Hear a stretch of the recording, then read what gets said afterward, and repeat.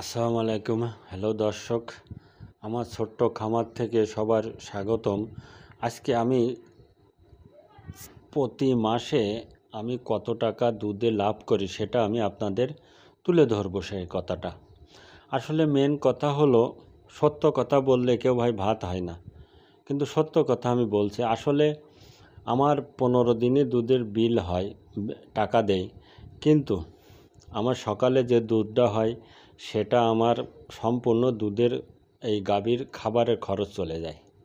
4টে গরু দুধ দিচ্ছে, তার ভিতরে একটা গাভী প্রেগনেন্ট আছে 6 মাস কি 5 মাস এরকমই, ওর একটু কম হয়, কিন্তু 3টে গাভী ভালো দুধ দিচ্ছে। এই 3টে গাভী দিয়ে আর একটা গাভী আছে 4টে, এই 4টে গাভী দুধ দিচ্ছে এবং আরও 2টো গাভী, আরও 2টো বাছুর বা 3টে বাছুর বসি খাচ্ছে।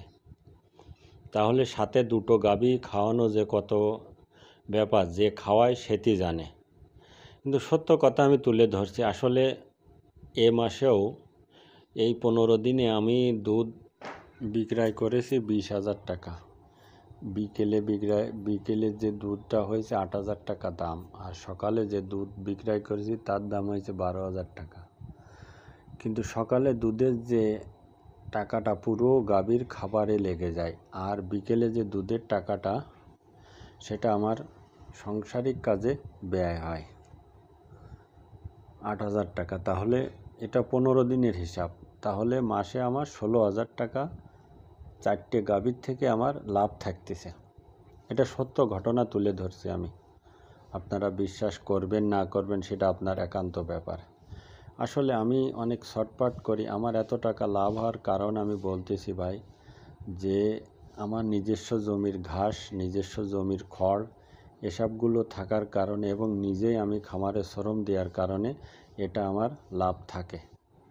কিন্তু দুধ বল আমার কম হয়, কিন্তু বেশি হয় না। কিন্তু আরও 2টো গাভী প্রেগনেন্ট আছে, আরও 3টে গাভী আছে। 2টো গাভী যখন পুরোপুরি মোট 6টা গাভী যখন দুধ দিবে, তখন ইনশাল্লাহ আরও বেশি লাভ হবে প্রতি মাসে। এটা আমার দুধের হিসাব আমি তুলে ধরলাম। এবং 12,000 টাকা আমার এটা হলো খাবার আছে, ওষুধ আছে, এইসব। কিন্তু বিদ্যুৎ বিলটা এটা আমার ধরা হয় না। বিদ্যুৎ বিল আমার খামারে বেশি আসে না, আসলেও 500 টাকা মাসে এরকমই আসে। কারণ আমার বিল খামার দিয়ে আর বাড়ির দিয়ে অ্যাটাচ মিটার, কোনো আলাদা কোনো মিটার না। এজন্য সত্য কথা তুলে ধরলাম আপনাদের সামনে। আর একটা কথা হলো, ডেয়ারি খামারে কোনোদিন লস হয় না। যদি আপনি পরিকল্পনা মাফিক ভালোভাবে করতে পারেন, কোনো দিন লস হয় না। আসলে দেখেন, ছুটোছুটি করে ভুট্টার আগা কেটে নিয়ে আসতে চাই 4 দিন ধরে। একদিন কাটবো, 2 দিন খাওয়াবো, কোনো খড়ও দেবো না, কোনো ঘাসও দেবো না, ওই দানাদার খাবার অল্প দেব। কেন? কষ্ট করতেছি একটু, সেই জন্য ফল পাচ্ছি। কষ্ট না করলে তো ফল পাতাম না।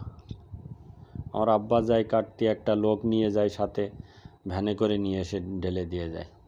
আজ আধা কাটিছি, কালকে পুরো দিনই খাওয়াবো, তারপরের দিনও খাওয়াবো, এইভাবে চলবে ওই ভুট্টার আগা। আর এই ভুট্টার আগা যে কত পুষ্টিমান, যারা খাওয়াইছে তারাই জানে। ভুট্টার আগা খাওয়ালে ভুসি কম লাগে, দানাদার খাবার, যত দানাদার খাবার আছে সব কম লাগে।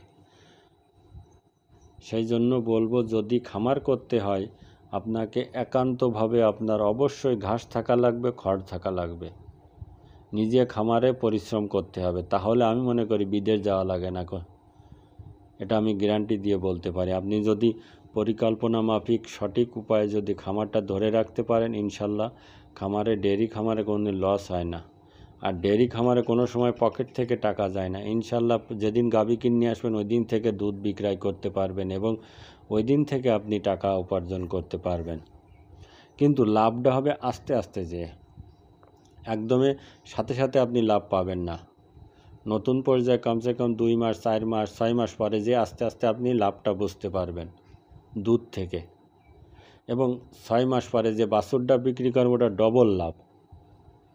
প্রতিটা ভিডিওতে আমি এই কথা বলে আসছি। যদি আপনাদের ভালো লাগে ভিডিও, তাহলে অবশ্যই লাইক করে আমার পাশে থাকবেন, শেয়ারও করবেন, কমেন্ট করে জানাবেন এবং সাবস্ক্রাইব করে আমার পাশে থাকবেন।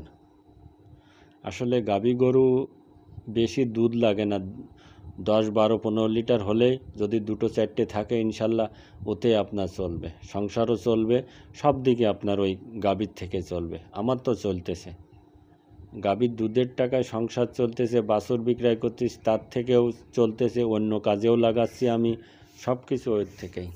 এভাবে চলতেছে সংসার। আপনাদের দোয়ায় অনেক ভালো আছি, বিদেশ থেকে অনেক ভালো আছি, কেননা মা বাপ ছেলে মেয়ে সবার সাথে থেকে চলতেছি এবং সব থেকে ভালো আছি এই করে, কেননা অন্য ব্যবসা না করে এটাই ধরে রেখেছি এবং এটাও যেন সারা যতদিন আল্লাহ বাঁচায় রাখে ততদিন যেন ধরে রাখতে পারি, সেই তৌফিক দান করুক আল্লাহ।